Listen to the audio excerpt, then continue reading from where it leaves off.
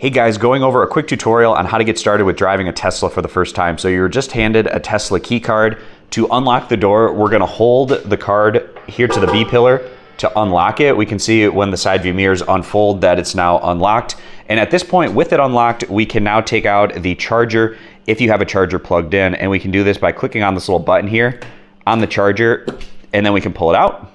And with the door unlocked, we can open up this type of Tesla handle by pushing in right here and then pulling the handle out. And to adjust the seat to where you want it, you can do so with these switches, and you have the lumbar support right there as well. Once you have your seat adjusted, the next thing that we're going to take a look at is opening up the menu by clicking on the icon of the car in the bottom left-hand corner.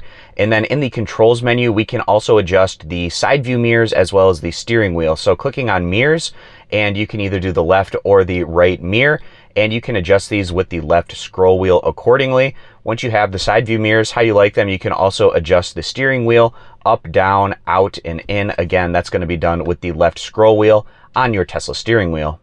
If you want to adjust the climate control, we have the temperature right here. So we just click right there, and then with the temperature number highlighted, that means it's now going to get us to that temperature. We can increase the temperature with these arrows or decrease going the other way.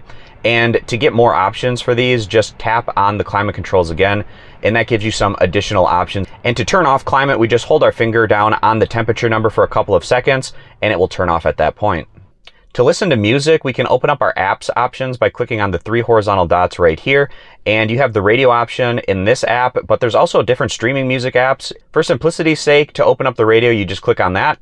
You can select whichever radio station that you'd like to listen to. And if you'd like to adjust the volume, it's going to be the left scroll wheel on your steering wheel. You can scroll it up to increase volume, and we can scroll it down to decrease volume. Going back into the car menu, clicking on the icon of the car in the bottom left-hand corner. For your headlights, I recommend just having these in auto. Your car will take care of it for you, turning on or off your headlights as needed, particularly if you have auto brights on at night. If there's not cars coming in your direction, it will turn on your brights automatically, and if you have cars coming towards you, it'll turn them off. And I also recommend making sure that the windshield wipers are in auto so that if it starts raining, the windshield wipers will turn on automatically. You can also turn these off if they're not working right for whatever reason. But it's also important to note that your headlights as well as windshield wiper controls, if you have stocks, it's going to be on the left stock. And if you don't have stocks, it's going to be buttons on your steering wheel. And with this being your first time driving a Tesla, I recommend going into the Autopilot settings and just having cruise control selected. It'll get you used to driving the vehicle, and cruise control is probably more similar to vehicles that you've driven in the past. When you turn it on, you're still in control of the steering wheel. Whereas these other options, auto steer and full self-driving, the car will be in control of the steering wheel, and that might take a little bit of time to get used to if it's your first time.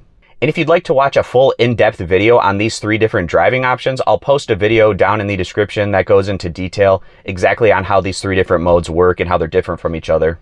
And then moving over to the Dynamics tab, I recommend the stopping mode just being on hold. This will allow you to do one pedal driving, where essentially when you let up on the accelerator, the car will slow down a little bit more quickly than you're used to in a gas car because it's taking that energy and using it to recharge the batteries. It's more efficient. So this should allow you to drive with only the accelerator, pushing it down to increase your speed and then letting up on it to let the car slow down. However, if you do ever need to slow down more quickly, the brake pedal is always there for you to push down, again, if you need to stop in a more aggressive manner. Now we're going to get into our first drive. So we're going to take our Tesla key card, push down on the brake pedal, and then tap the key card behind the cup holder area. And this is going to allow us to now shift the vehicle into reverse or drive. So if you have stocks, we push down on the brake pedal and then push up on the right stock to go into reverse.